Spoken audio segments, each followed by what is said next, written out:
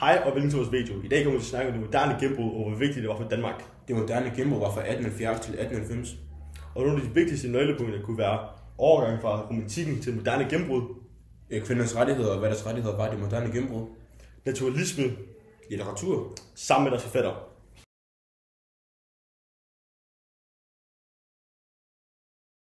Ligesom tidligere sagt, overgangen fra romantikken til det moderne gennembrud var et stort ryk. Romantikken handlede mest om de fantasier, de store drømme og følelser. Og det var nærmest som om forfatterne var helt optaget med, at det hele skulle være lidt perfekt og helt magisk. Men er det rigtigt? Men så kom realismen og sagde, slut med alle de fantasier. Nu er det tid til virkelighed, altså der, hvor man arbejder og har det svært. I det moderne gennembrud tog litteraturen meget fat i, hvordan samfundets problemer var.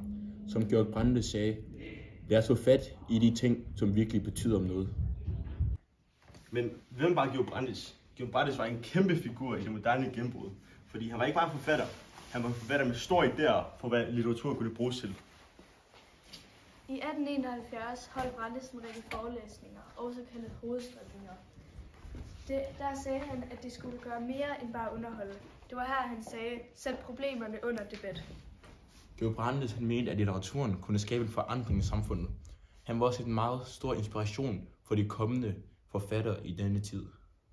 Her der ser vi et maleri fra det moderne gennembrud, malet af Erik Henningsens. Maleriet det hedder Udslidt, og det er fra 1889.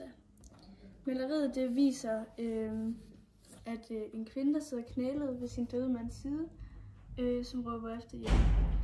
Det gør virkelig, at man kan se, hvor hårdt det var dengang for dem, og hvor meget de egentlig skulle arbejde. Og de arbejdede også så meget, at de til sidst kom til at arbejde sig selv ihjel.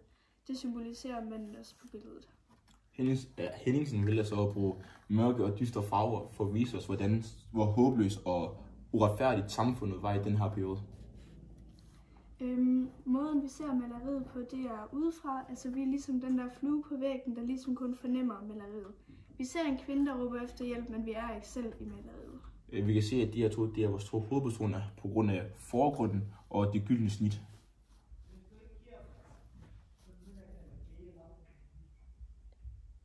Herman Bang og Henrik Pontoppidan var nøglepersoner i naturalismen, fordi de skrev ikke kun for at underholde, men de skrev også for at vise, hvordan menneskets liv bliver formet af både arv og miljø.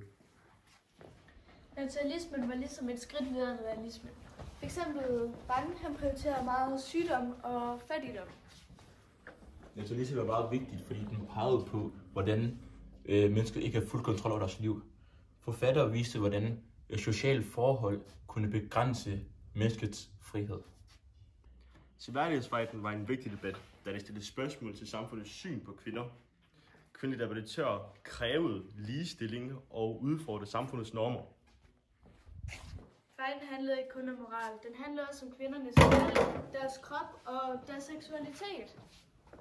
Kvindesynet ændrede sig langsomt, og seværdighedsfejden var en af deres vigtigste debatter. Det endte med, at kvinderne havde samme rettigheder som mænd, både i offentligt liv og derhjemme.